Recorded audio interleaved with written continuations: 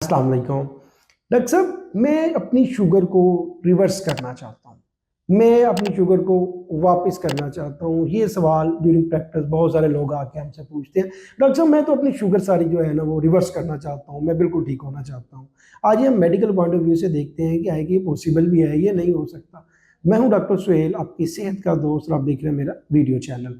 अगर बात की जाए शुगर की, तो शुगर रिवर्स हो सकती है या नहीं हो सकती। तो टाइप 1 डायबिटीज़ की बात की जाए जो बच्चों में होती है, तो वो तो रिवर्स यूजुअली नहीं होती। अगर हम दूसरी टाइप की बात की जाए जो टाइप 2 डायबिटीज़ होती है, जो एडल्ट में होती है, तो इस पे देखा जाता है कि आया कि आपको कितना अरसा हो गया है कि आपको शुगर है। अगर आपको जल्दी है, अरसा कम हुआ है शुगर का, तो उसके साथ अगर आप अपना वज़न अगर आपका ज़्यादा है तो वज़न कम करते हैं, अपना लाइफ़स्टाइल मॉडिफ़िकेशन करते हैं, एक्सरसाइज़ करते हैं, खाने-पीने में परहेज़ करते हैं, वेट रिड्यूस करते हैं, ये सारी चीज़ें करने के बाद तो हो सकता है आपकी शुगर रिवर्स हो जाए, ये पॉसिबिलिटी है। लेकिन अगर आपको इतना अरसा हो गया है, को 10, 15, 20 साल हो गए हैं और आप इंसुलिन के ऊपर हैं और जो आपका लबलब है, पैंक्रियाज़ है, वो इंसुलिन बना ही नहीं रहा, तो इस स्टेज के ऊपर रिवर्सिबल बहुत मुश्किल है।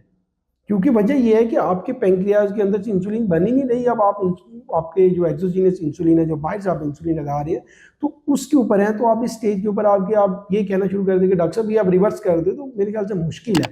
तो जो शुगर जल्दी हो जाए किसी को, अगर वो डिटेक्ट, उसको डायग्नोज हुए, कम अरसा हुआ है और उसका वजन भी ज़्यादा और वो लाइफस्टाइल मॉडिफिकेशन कर रहा है, तो उस स्टेज में उसकी शुगर रिवर्स हो सकती है, जैसे टाइप 2 डायबिटीज़ की अर्ली उसको डायग्नोसिस में, तो ये रिवर्स हो सकती है। लेकिन एक अगर शुगर को बहुत अरसा हो गया है और उसका लबलब इंसुलिन बनाना उसने बिल्कुल बंद कर दिया, तो स्टेज में शुगर रिवर्सिबल नहीं हो सकती, बल्कि बहुत मुश्किल रिवर्सिबल हो सकती है। आज की वीडियो के लिए इतने, मिलते हैं नेक्स्ट वीडियो में। शुक्रिया, अस्सलाम वालेकुम।